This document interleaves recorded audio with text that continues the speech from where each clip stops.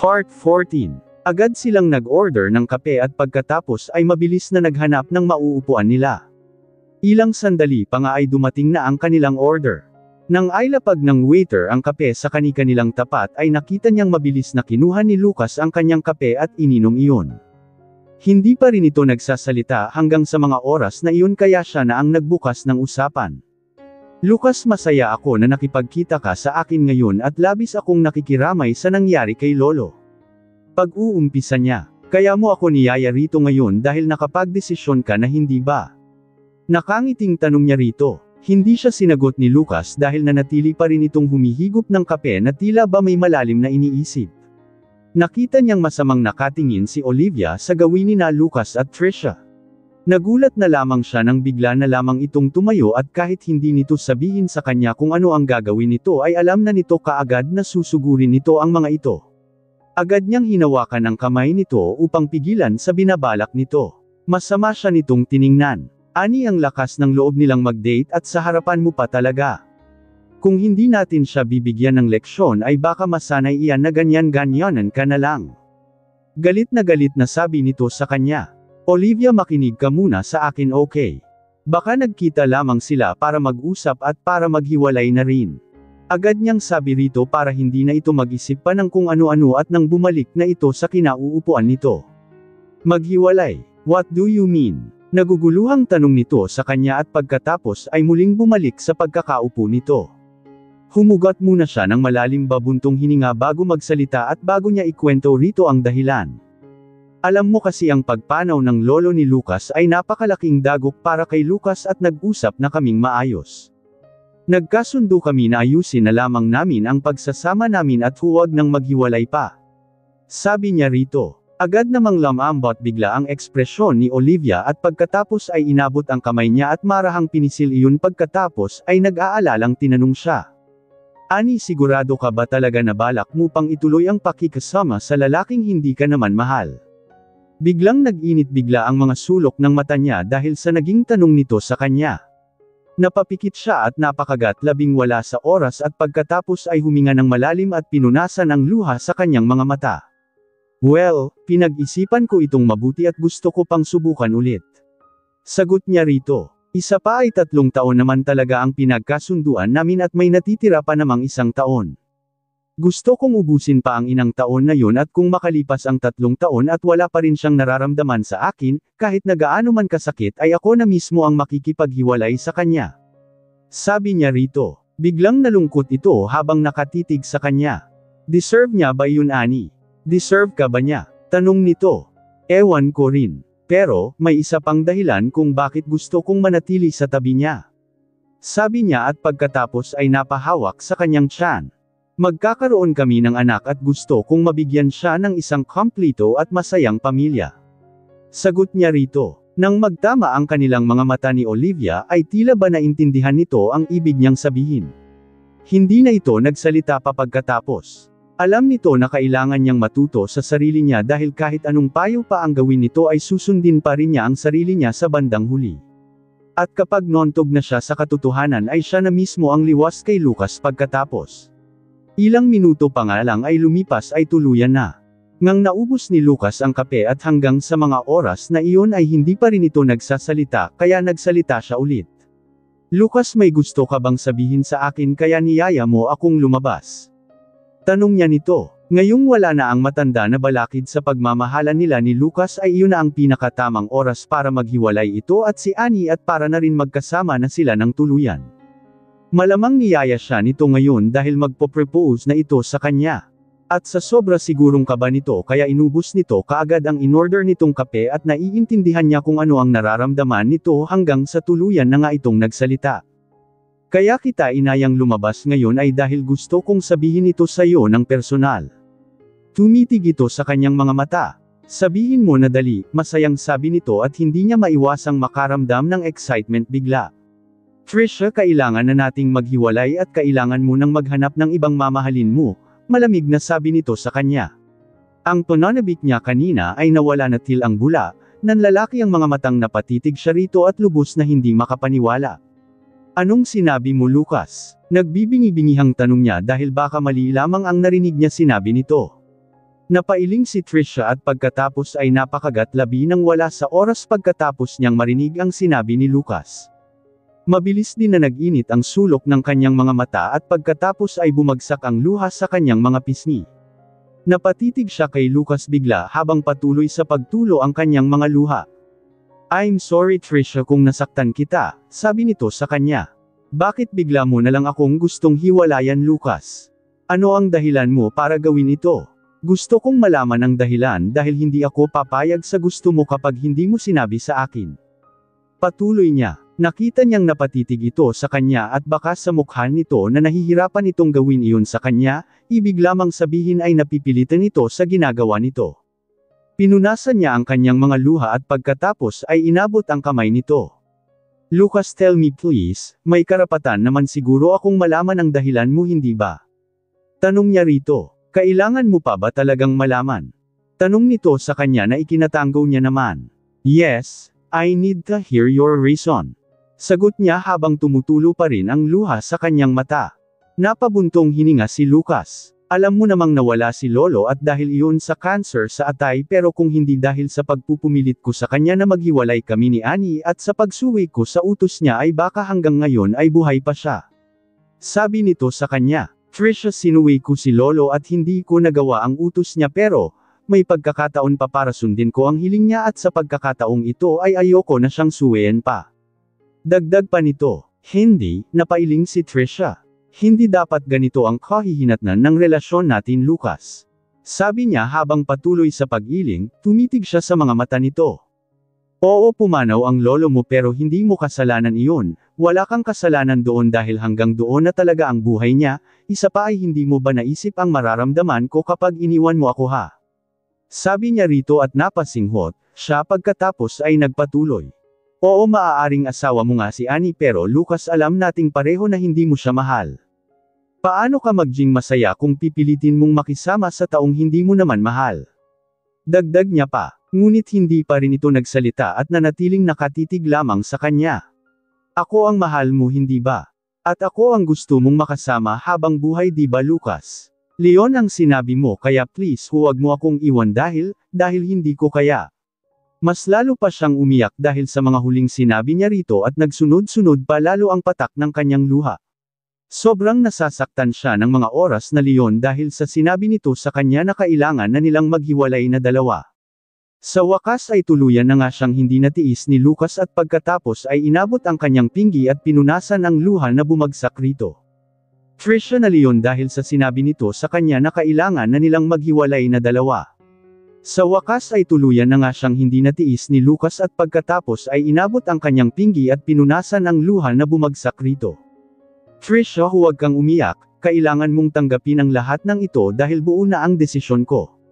Sabi nito sa kanya. "Pwede kang bumalik ulit sa ibang bansa para hindi mo na ako makita pa ulit at para din makalimutan mo na ako, o kaya ay pwede ka pa rin namang manatili rito sa bansa, ngunit simula sa araw na ito ay pinuputol ko na ang anumang ugnayan nating dalawa dito mismo." Dagdag pa nito at pakiramdam niya ay tila ba mga espada ang mga salita nito na tumusok sa dibdib niya. "Bakit kailangang ganito Lucas?" Puno ng sakit na tanong niya rito. "No, hindi ako papayag. Ayaw kong maghiwalay tayo," sabi niya rito habang umiiling. "Ayoko please," punong-puno ng pagmamakaawang sabi niya rito. "Nasabi ko na ang lahat ng dapat kong sabihin sa iyo at hinihintay pa ako ni Annie. Kailangan ko nang umalis," sabi nito at mabilis na hinayla ang kamay nitong hawak-hawak niya. Tumayo ito at pagkatapos ay tumalikod at nag-umpisang maglakad. Ni hindi man lang ito nagdalawang isip na talikuran siya at gawin ang bagay na Leon. Hindi siya papayag na basta na lamang siya nitong iwan at talikuran, hinding-hindi. Siya papayag. Mabilis niyang tinabig ang kanyang kape at pagkatapos ay mabilis na sumigaw. "Aray! Ang init!" Sigaw niya na punong-puno ng sakit. Nakatingin siya sa likod ni Lucas kung hihinto ba ito sa paglalakad at muli itong bumalik sa harap niya.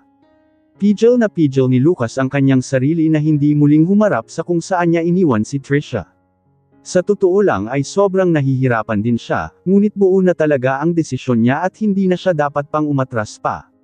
Napapikit siya lalo nang muling marinig ang pagdaing nito at ilang sandali pa nga ay muli niyang narinig ang tinig nito. Sobrang sakit, sobrang init ng kape, Halos umiiyak na sambit nito. Wala ka ba talagang pakialam sa akin, Lucas? Tiwan mo ba talaga akong mag-isa rito? Tanong nito sa Anya bigla. Nang marinig niya ito ay tuluyan nang lamambat ang puso niya at muling humarap rito, hindi naman siya ganon katigas. Nang makita ni Trisha na muling pumihit si Lucas paarap sa kanya ay bigla na lamang siyang nakaramdam ng tuwa at pagkatapos ng makalapit ito sa kanya ay sinamantala niya iyon para yakapin kaagad ito. Lucas, huwag mo akong iwan, pwede ba? Nagmamakaawang tanong niya rito.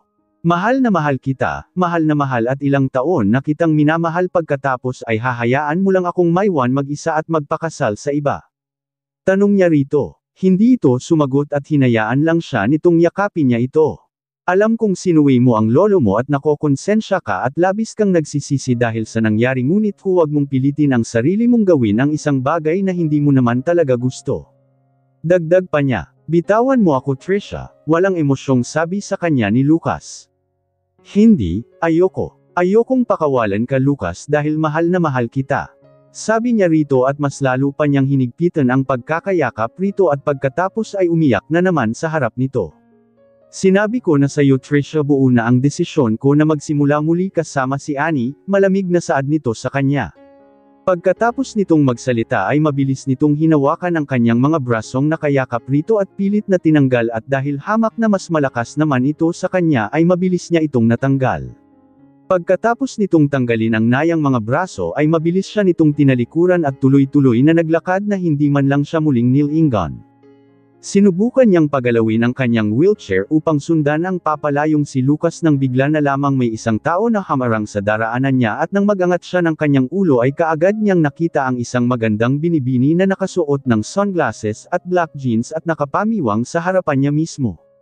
Excuse me, please, sabi niya rito.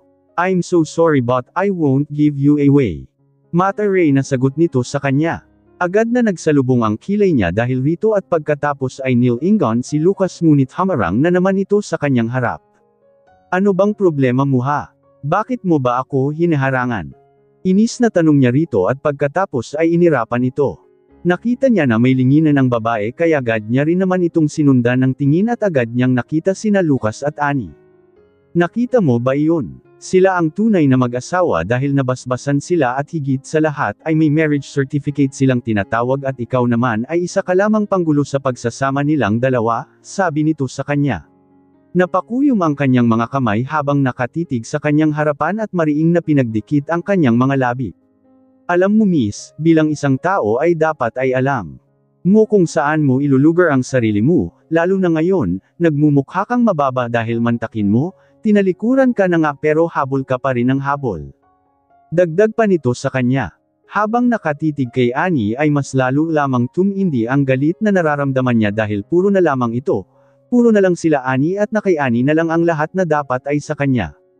Kung hindi sana dahil kay Annie ay sila sana ni Lucas ang magkasama ngayon at baka nga mayroon na rin sana silang anak ngayon kung sakali. Nang makita siya ni Lucas ay bahagya itong nagulat. Hindi siguro nito inaasahan na makikita siya nito doon. Nakauwi na si Olivia mula sa paggawa niya ng pelikula at inilibre niya ako ng kape rito, hindi ko naman inaasahang magkikita pala tayo rito.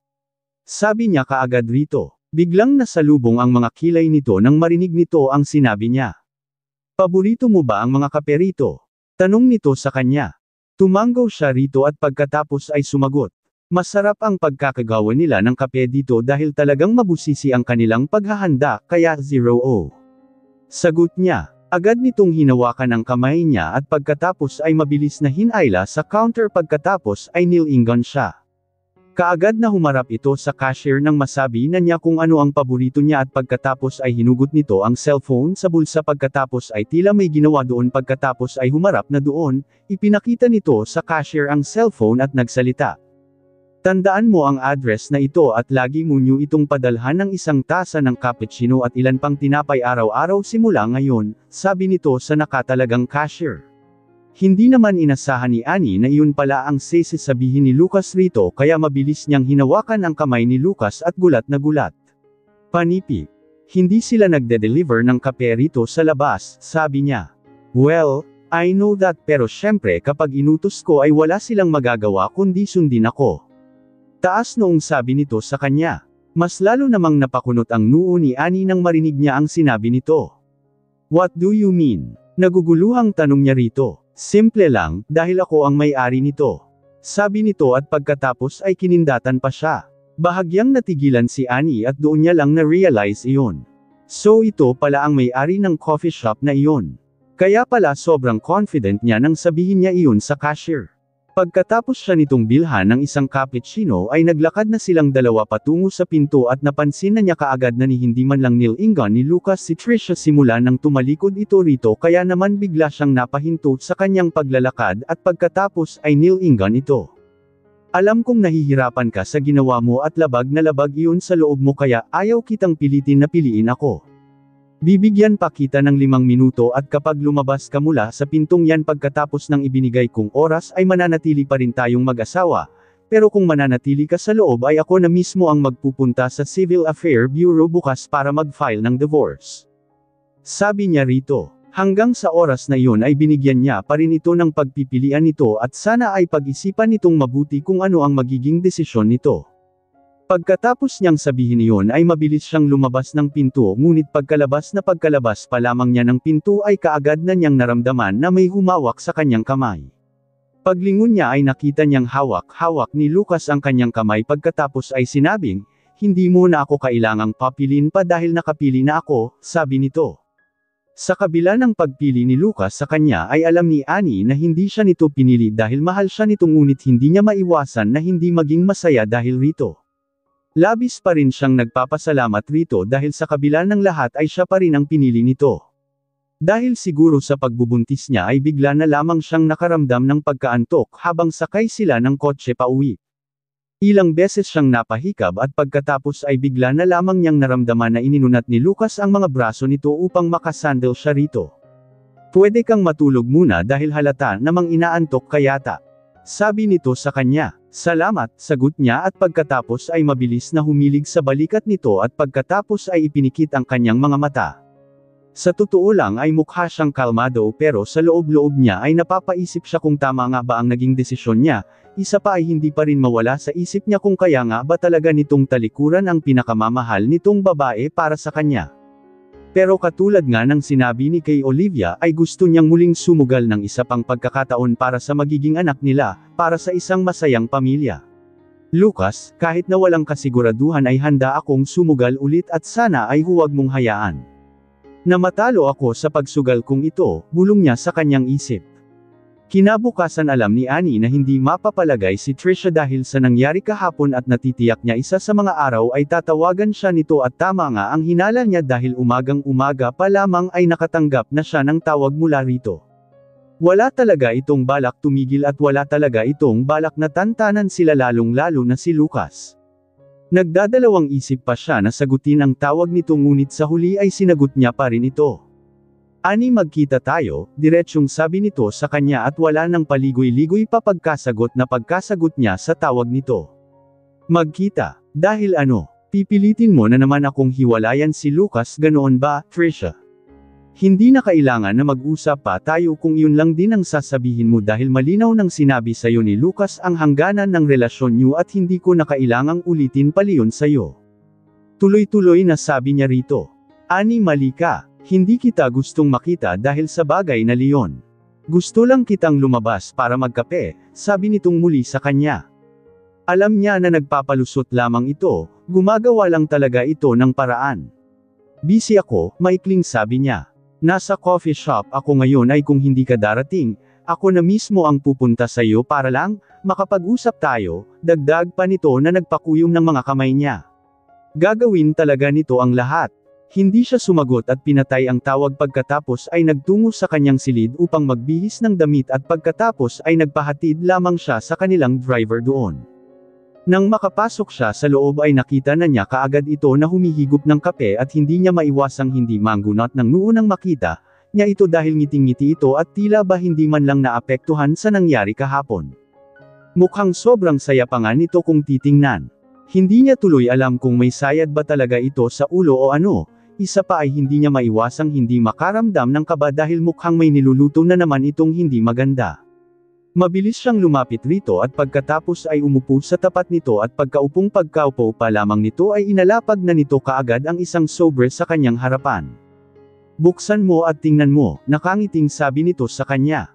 Nakakunot man ang noo ay mabilis niyang pinulot ang sobre at nang makapan niya ang matigas na nasa loob nito ay alam niya na kaagad kung ano ang mga 4/5 iyon. Nahulaan na niya kaagad kung ano ang laman ng sobre at sigurado siyang mga larawan iyon. Kung tama ang hula niya ay baka larawan ito ni Trisha at ni Lucas noong mga panahong magkasama pa sila. Alam na niyang matagal nang magkakilala hanggang sa nagkasintahan ang mga ito ay marami na rin siyang naririnig na mga kwento tungkol sa naging takbo ng relasyon ng mga ito mula sa kanyang mga kakilala. Pero narinig niya man ang mga iyon ay wala siyang pakialam. Ang mga ito ay pawang mga alaala na lang na nakalagay sa larawan na ginagawang big deal ngayon ni Trisha sa kanyang harapan. Sa totoo lang, sa pagkaalala ng mga iyon ay nakaramdam siya ng kaunting selos at bigla na lamang siyang hindi naging komportable bigla. Pero kahit na ganoon ay hindi niya hahayaang makita nito ang tunay niyang nararamdaman at baka mamaya ay gamitin pa nitong alas iyon laban sa kanya. Nagangat siya ng kanyang ulo at tumitig rito pagkatapos ay nagpaskil ng isang ngiti sa kanyang labi bago niya dinampot ang sobra at itinulak sa harap nito iyon. Alam ko na kaagad kung ano ang laman nito. Agad naman na napataas ang kilay nito. Kung talagang nahulaan mo na, bakit ayaw mong buksan ani? Natatakot ka ba sa mga pwede mong makita sa loob? Nang hahamang tanong nito sa kanya. Nagpapatawa ka ba, Trisha? Ano naman sana ang dapat kung ikatakot? Napangiti ito. Kung hindi ka talaga natatakot, buksan mo at tingnan natin kung gaano kakatapang, saad nitong nakataas ang noo. Sa totoo lang ay natatakot talaga siya na buksan iyon at alam niya na baka masaktan siya kapag nakita niya kung gaano ka-sweet ang mga ito noon. Dahil ayaw niyang mapatalo rito at dinampot niya ang sobre sa harapan nito at inilagay sa harap niya. Huminga muna siya ng malalim bago niya tuluyang binuksan ito. Pilit niyang kinontrol ang nanginginig niyang mga kamay at pagkatapos ay pinunit ang sobre hanggang sa tuluyan na nga itong nabuksan pagkatapos ay binuhos niya ang mga larawan sa ibabaw ng mesa. Napakaraming larawan ang lumabas mula sa sobre at ang ilan pa nga ay nahulog pa sa sahig dahil nagsiliparan ang mga ito. Nang akmang pupulutin niya sana ang mga nahulog ay bigla na lamang siyang napatigil bigla nang makita ang eksenang nasa larawan. Si Trisha at Lucas ay magkasama at halatang mga nasa elementarya pa ang mga ito at nakasuot pa ng uniforme. Ang iba naman ay nakatayo sila habang magkaakbay at ang isa naman ay magkatitigan at may mga ngiti sa kani-kanilang mga labi. Ang isa naman ay nakaupo silang dalawa sa isang library habang nagbabasa ng libro at ang pinakatumatak sa isip niya ay ang larawang magkaharap ang mga ito at nakatingkayad si Trisha at hinalikan ito sa labi sa ilalim ng sunset. Doon niya napagtanto na napakarami ng pinagsamahan ng mga ito at napakatagal nilang magkasama. Kung kulang pa yan ay marami pa sa bahay, sabi nito sa kanya. Hindi siya nakasagot rito dahil hindi siya makagalaw mula sa kanyang kinauupuan dahil lang sa mga larawang nakita niya. Ani bakit hindi ka nakipaghiwalay kay Lucas kung alam mo naman sa sarili mo ang totoo? Siguro masayang masaya ka ngayon pero ano? Natanong mo ba sa sarili mo kung mahal ka niya? Sa tingin mo, magiging masaya kaya kayo kung wala naman siyang pagmamahal para sa'yo? Rinig niyang tanong nito sa kanya. Alam kong tinalikuran niya lang ako dahil napipilitan siya pero alam ko sa sarili ko na may puwang pa rin ako sa puso niya kahit napilit niya akong itinaboy. Dagdag pa nito, ang mga sinabi ni Trisha sa kanya ay tila mga kutsilyo na tumarak sa dibdib niya at ang pagiging hindi komportable ay mas lumala pa lalo dahil sa mga sinabi nito. Ang buong kabataan nila ni Lucas ay palagi silang magkasama at kahit anong gawin niya ay hindi talaga siya magiging parte nun. Nakakalungkot lang na ang taong mahal na mahal niya ay aking iba ang kasama at may iba ring mahal. Isa pa ay wala naman siyang magagawa tungkol doon, kailangan na lamang niya iyong tanggapin. Napahugot siya ng malalim na buntong hininga at pagkatapos ay tumitig rito. Kahit na anuman ang sabihin nito ay hindi niya hahayaang maapektuhan siya sa mga salita nito kaya taas noo siyang nagsalita. E ano naman kung totoo lahat ng sinabi mo? Lumipas na leon at maging lahat ng mga nasa larawang ito Trisha. Mananatili na lamang alaala ang mga ito ngayon. Kailangan mo nang mag-move on. Trisha at huwag mong ikulong ang sarili mo sa nakaraan. Sabi niya rito. Asawa ko na siya ngayon at wala na akong pakialam kung makita ko pa ang mga ito, hindi na ito importante ngayon. Iwanan mo na ang lahat ng ito sa nakaraan dahil magkaiba na ang nakaraan sa ngayon. Dagdag pa niyang sabi rito. Talaga? Tanong nito sa kanya kasabay ng pagngisi nito. Ani, gusto mo bang makipagpustahan sa akin para magkaalaman? Hamon nito sa kanya. Dahil sa sinabi nito ay mas lalo siyang na-trigger at ayaw niyang magpatalo kaya mabilis siyang tumango rito. Nang makita ni Trisha ang kanyang pagtango ay mas lumawak pa lalo ang pagkakangiti nito sa kanya. Tawagan mo si Lucas at papuntahin mo rito ngayon. Tingnan natin ang magiging resulta pagkatapos. Sabi nito sa kanya. Talagang inutusan pa siya nito.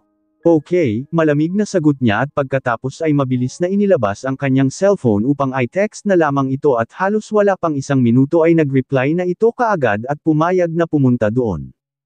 Hang sandali pa ay tumawag ng waiter si Trisha at nang makalapit ito sa kanila ay nakangiti itong nagsalita. Pwede ba akong makahiram ng fruit knife? Tanong nito rito na agad naman itong tumango. Agad na tumalikod ang waiter at nang bumalik sa lamesa nila ay daladala na nga nito ang fruit knife at mabilis nitong inabot iyon kay Trisha. Magiliw na nagpasalamat ito sa waiter at hinintay muna nitong makaalis ito. Wala siyang ideya kung ano ang gagawin nito sa kutsilyo, wala naman silang in-order na hihiwin. Wala siyang ideya kung ano ang gagawin nito sa kutsilyo, wala naman silang in-order na hihiwin. Ngunit bigla na lamang nanlaki ang kanyang mga mata nang makita niya kung ano ang ginawa nito sa kutsilyo. Nilaslas nito ang kamay nang hindi man lang kumukurap. Dahil sa ginawa nito ay agad na tumulo ang dugo mula sa kamay nito. At hindi nagtagal ay dumami na ang dugong tumulo mula sa kamay nito. Pagkatapos nitong laslasin ang sarili ay inabot nito ang kutsilyo sa kanya, naguguluhang napatitig siya rito. Laslasin mo rin ang kamay mo at gusto kong makita kung sino ang mas uunahin ni Lucas sa ating dalawa na dalhin sa ospital. Nakangiting sabi nito sa kanya. Napalunok siya at pagkatapos ay nagdadalawang isip na inabot ang kutsilyo. Dahil ayaw niyang magpatalo rito ay kaagad niya inamba iyon sa kanyang kamay ngunit halos 1 pulgada na lamang ang layo ng talam ng kutsilyo sa kanyang kamay ay napatigil siya. Sa totoo lang ay bigla rin siyang na-curious at gusto niya ring malaman kung sino nga ba ang uunahin nito sa kanilang ngunit bigla na lamang siyang natauhan. Bigla niyang ibinaba ang kutsilyo sa lamesa at malamig na tingnan si Trisha. Hindi ko kailangang makipagpustahan sa iyo Trisha at kung gusto mong ganitong klaseng laro, pues laruin mong mag-isa. Sabi niya rito. Sabi nito at pagkatapos ay ngumisi. Ani, natatakot ka na gawin ang simpleng bagay na ito pero ang lakas ng loob mong sabihin na mahal mo siya, sabi nito sa kanya. Lumunok siya. Mahal ko siya pero hindi ko kailangang saktan ang sarili ko para lang makuha ko ang simpatsya niya. Isa pa ay baka awa lang ang matanggap ko mula sa kanya pag nagkataon at magkaiba ang awa sa pagmamahal, taas noong saad niya rito. Hindi siya magpapauto rito. Natawa ito at pagkatapos ay napailing. Napataas ang kilay nito. Kung ang lalaki ay walang simpatsya sa isang babae, sa tingin mo paano siya magkakaroon ng pagmamahal rito? Tanong nito. Hindi pa siya nakakasagot rito nang bigla na lamang dumating si Lucas sa coffee shop. Tumingin ito sa kanya. Nandito na si Lucas at handa mo na ang sarili mong mapahiya ani. Nakangising sabi nito bago umarte. Narinig niya ang papalapit na mga yabag sa kinaroroonan nila at habang palapit ito ng palapit ay palakas naman ng palakas ang tibok ng puso niya. Kinakabahan at natatakot siya sa kung anong magiging kalalabasan ng ginawa ni Trisha. Hanggang sa halos hindi na siya makahinga pa. Lucas, nandito ka pala. Sabi ni Trisha rito at sa sandaling makita nito si Lucas ay pinalambot nito ang ekspresyon at pagkatapos ay nilungkutan rin nito ang kanyang tinig. Dahil nakapatong ang kamay nito sa mesa at tumutulo ang matangkad na kulay pulang dugo ay kaagad itong nakuha ni Lucas sa isang sulyap lamang. Agad siyang lumapit rito at hinawakan ang kamay ni Trisha at kinakabahang tinanong ito. Anong nangyari sa kamay mo? Hindi ito sumagot bagkus ay mas lalo lang nagpaawa rito. Mabilis na inilibot ni Lucas ang kanyang paningin sa loob ng shop at tinawag ang isang waiter. Pwede mo bang ibigay sa akin ang first aid kit, sabi nito sa waiter. Hindi nga nagtagal ay dali-daling inabot ng waiter rito ang first aid kit at pagkatapos ay mabilis na yumuko si Lucas upang gamutin ang sugat ni Trisha. Nakatalikod ito sa kanya at nakaharap ito kay Trisha kaya hindi niya makita ang ekspresyon nito habang ginagamot ang sugat ni Trisha. Pero alam niya na kaagad na sobra-sobra ang pag-aalala nito sa babaeng pinakamamahal nito. Pakiramdam niya tuloy ng mga oras na iyon ay isa lamang siyang hangin doon at ni hindi man lang siya nito pinansin o nitinapunan man lang ng tingin ni Lucas. Nang mga oras na iyon ay malinaw na agad sa kanya ang resultang ginawa ni Trisha. Natalo siya at isa siyang talunan. Dahil sa pagkapahiya ay tila ba nawalan na siya ng lakas ng loob na manatili pa doon kaya mabilis siyang tumayo at lumabas ng coffee shop. Hindi niya alam kung kailan naging malakas ang hangin sa labas at bigla na lamang itong umihip nang makalabas siya. Napatingala tuloy siya sa kalangitan ng mga oras na iyon at nakita niyang madilim at may mga itim na ulap na namumuo.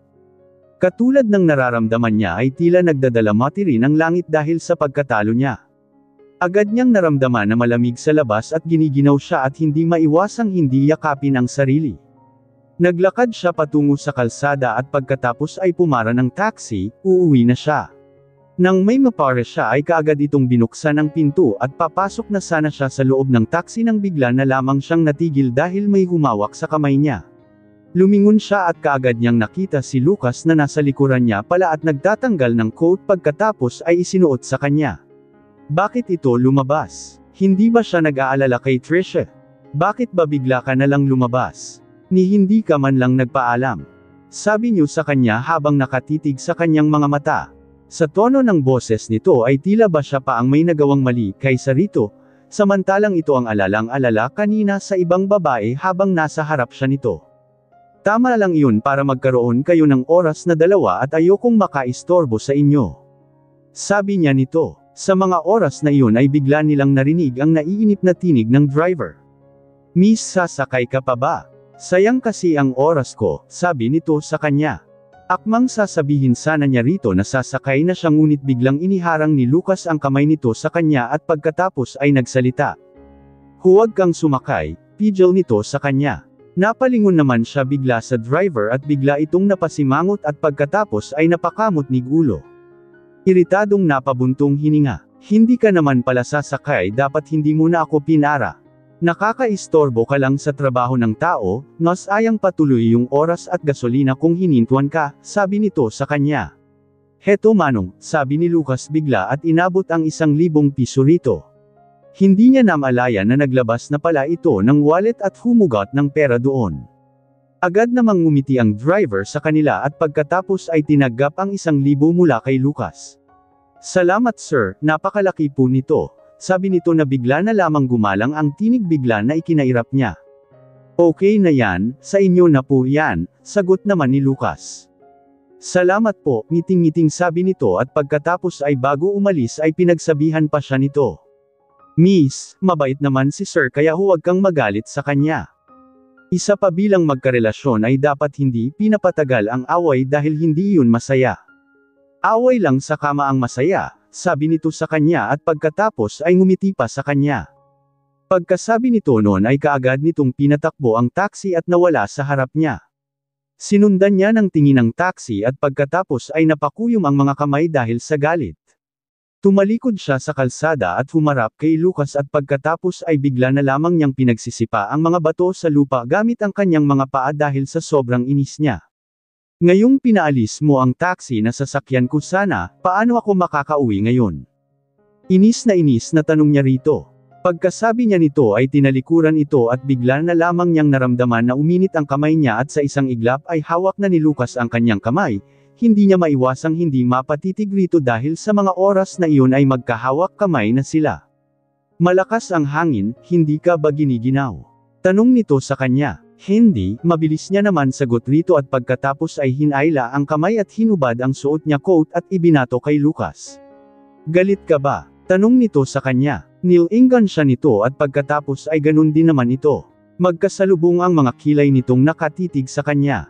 Ano namang akala nito? Ganun ba talaga ito kamanhid at kailangan pa nitong tanungin siya? Isa pa ay hindi niya mapapatawad ito dahil sa ginawa nito, sa halip na sagutin ito ay hindi na lamang siya sumagot hindi ito pinansin. Napabuntong hininga lamang ito dahil sa hindi niya pagsagot at pagkatapos ay muli na namang inilagay ang coat sa balikat niya. Ngunit sa sobrang inis niya ay muli niyang inabot iyon pagkatapos ay tinanggal ngunit mabilis itong nagakagalaw kaya napigilan siya nito. Magino. Isuot mo lang para hindi ka magkaroon ng sipon.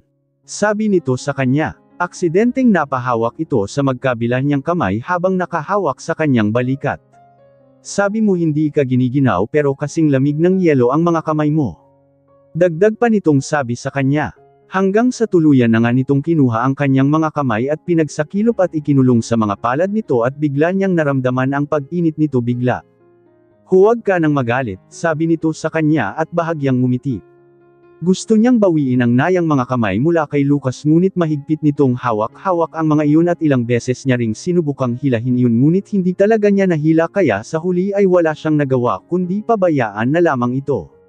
Sa oras na iyon ay eksakto namang lumabas mula sa loob ng coffee shop si Trisha na sakay-sakay pa rin ang wheelchair nito. Nang makita nito si Lucas ay nag-inarte na naman ito kaagad at nagkunwari na iiyak na naman na tila ba isang bata na inapi. Lucas, pababayaan mo lang ba ako? Mang-iyak-ngiyak na tanong nito kay Lucas. Sir, bigla silang napalingon sa kanilang likuran at nakita nila si Kian na mukhang napakalayo ng tinakbo dahil sobrang hingal na hingal ito. Walang emosyong napatingin si Lucas kay Trisha at pagkatapos ay inutusan si Kian sa malamig na boses. Dalhin mo siya sa ospital para magamot ang sugat niya. Masusunod po sir, agad namang sagot ni Kian rito. No. Ayokong siya ang magdala sa akin sa ospital, pagtanggi nito ngunit wala na lamang din itong nagawa dahil si Kian ay mabilis na itinulak ang wheelchair nito papunta sa garahe at palayo sa kanilang dalawa. Pagkaalis ng mga ito ay nilingan siya ni Lucas. Bilang isang medical student ay dapat mong inalam ang lagay ng kamay niya at kung saang parte ng kamay niya siya naghiwa dahil may ugat na natamaan at kung ang pagdurugo ng kanyang sugat ay nagpatuloy, magiging delikado. Sabi nito bigla sa kanya. Kaya ko rin siya agad na ginamo. Dagdag pa nitong sabi sa kanya. O gulat na sabi ni Annie bigla dahil sa sinabi nito, bigla rin tuloy siyang napahiya. Isa pa ay hindi niya talaga napansin ng mabuti ang ginawang sugat ni Trisha dahil hindi niya naman iyon pinagtuunan ng pansin kanina. Kung talaga may ugat ngang nadamay doon ay alam niyang magiging delikado nga talaga. Mas gamaan na ba ang pakiramdam mo ngayon at pwede mo na ba akong patawarin? Tanong nito ngunit sumimangot lang siya. Hindi, mabilis niyang sagot at hindi na pinag-isipan pa. Ang hangin sa labas ay mas lumakas pa at ang mga puno ay nagkakalaglagan na ang mga dahon at maging ang kanilang mga suot ay tinatangay din ng hangin kaya mas lalo lamang niyang naramdaman ang lamig na bumalot sa buo niyang katawan. Ngunit sa kabila nito ay nananatiling mainit ang kanyang mga palad at nang lingunin niya ito ay napansin niya na nakasuot lang pala ito ng manipis na long sleeve at panaresen ng kulay abong pantalon at ang mukha nitong maputi ay halos mapula-pula na ang pinggi ngayon. Lakad lang sila ng lakad at hindi niya rin alam kung saan nga ba talaga sila pupunta kaya mabilis niyang hinarap ito. Umuwi na tayo. Okay, mabilis na sagot at pagkatapos ay hinayla ang kanyang kamay at hinayla siya nito hanggang sa makarating sila sa parking area ng coffee shop kanina. Nang makita ng driver si Lucas ay agad itong lumabas mula sa kotse at mabilis na pinagbuksan sila ng pinto. Nagbuksan sila ng pinto. Magpahinga ka na muna at tatawagan na lang ulit kita. Sabi nito ni Lucas rito. Nagdalawa nag-isip pa ito ngunit mabilis din naman itong tumango at pagkatapos ay yumuko bago tuluyang umalis at tumalikod mula sa kanila. Napatitig si Annie sa papalayong figure ng driver habang papaalis at pagkatapos ay nilingan si Lucas. Paano tayo uuwi ngayon? Nakakunot ang noo niyang tanong rito. Sa halip na sumagot ay binuksan nito ang pinto ng katabi ng driver seat at itinulak siya papasok doon at pagkatapos ay sumakay naman ito ng sasakyan at pamwesto sa driver seat. Di ba sabi mo ay pinaalis ko ang taxi driver kanina? Ngayon Miss Annie, kontento ka na ba sa gwapo mong driver? Tanong nito sa kanya bigla. Bigla naman siyang napairap rito bigla dahil sa sinabi nito. Nasaan ang kagwapuhan mo? Huwag kang ang feeling, sabi niya rito. Nang matapos siyang magsalita ay bigla na lamang siya napalaking mata dahil nakita niya si Lucas na papalapit sa kanya. Papalapit ng papalapit ang mukha nito sa kanya at halos ilang pulgada na. Lamang ang layo ng mukha nito sa kanya. Napahawak si Annie sa magkabilang gilid ng upuan at pinipigilan niya ang kanyang hininga dahil sa sobrang kaba niya at biglang naistatwa sa kinauupuan niya. Ano ang gagawin nito? Sa mga sandaling iyon ay hindi niya maiwasang hindi mapatanong sa isip niya at sa sobrang lapit na nito sa mukha niya ay hindi niya maiwasan na hindi niya isipin na gusto siya nitong halikan.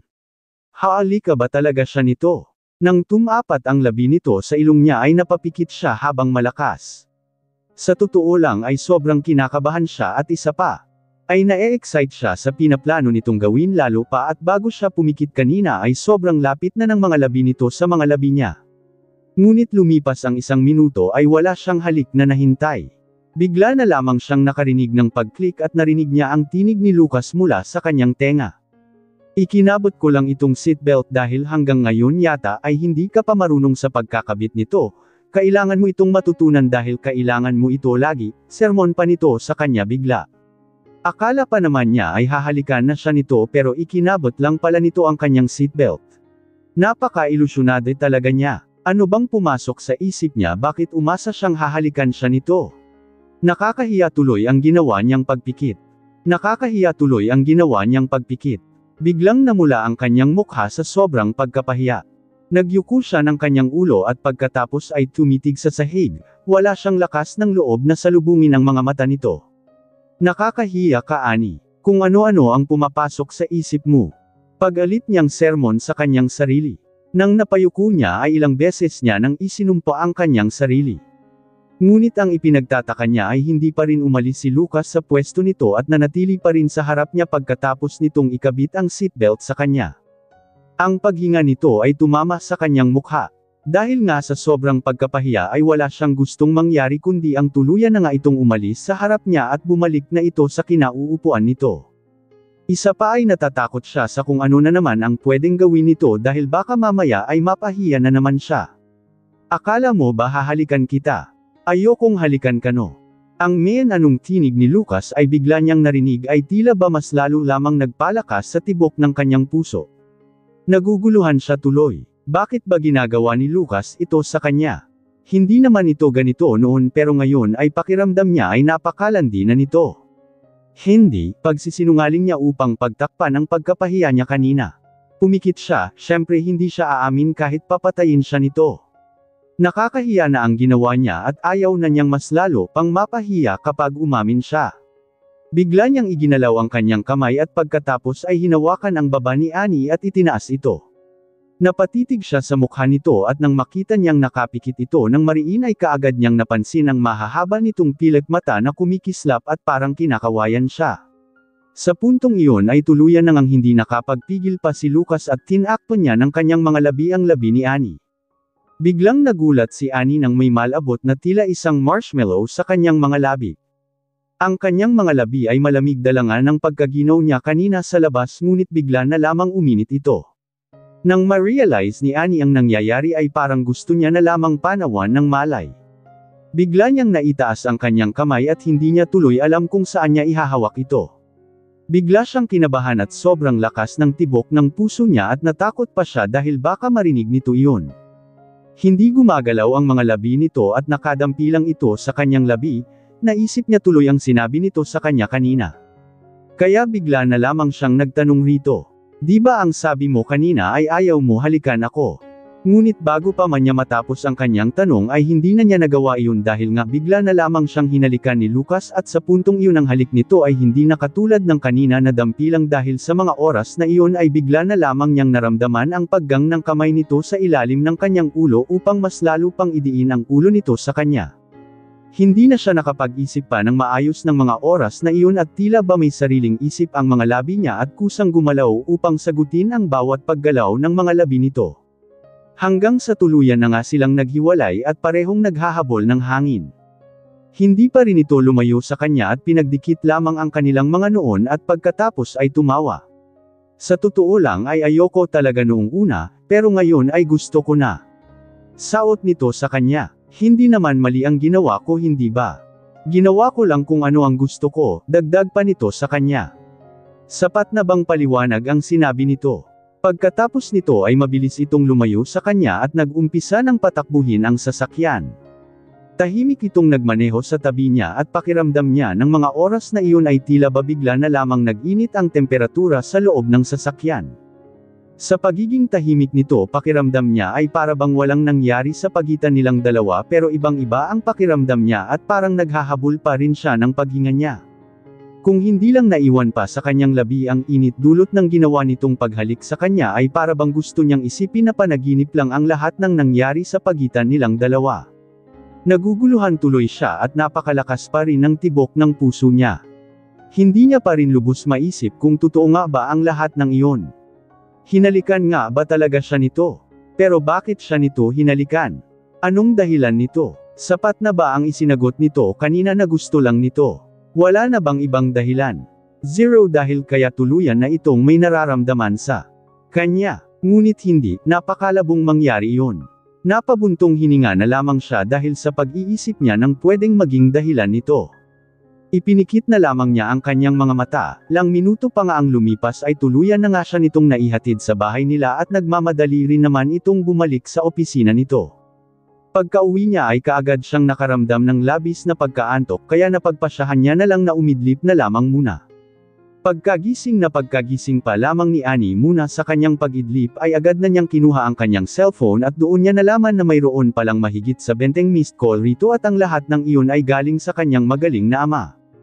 Kahit hindi niya hulaan ay alam na niya kaagad kung ano na naman ang dahilan nito bakit siya nito tinatawagan.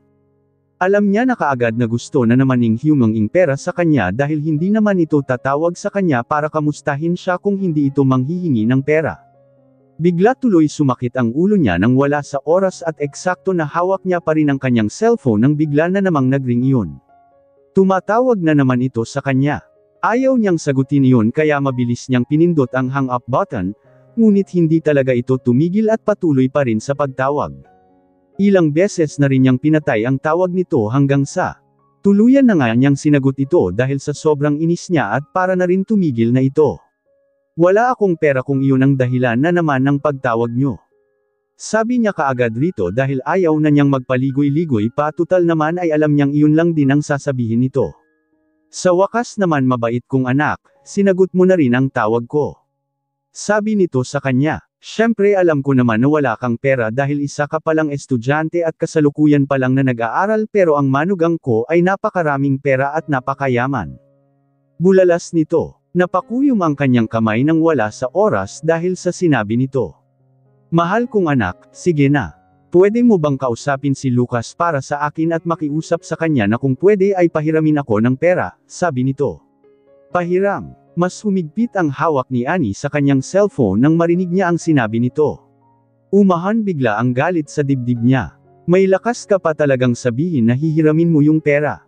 Ilang beses ka na bang humiram pagkatapos ay hindi mo naman binayaran?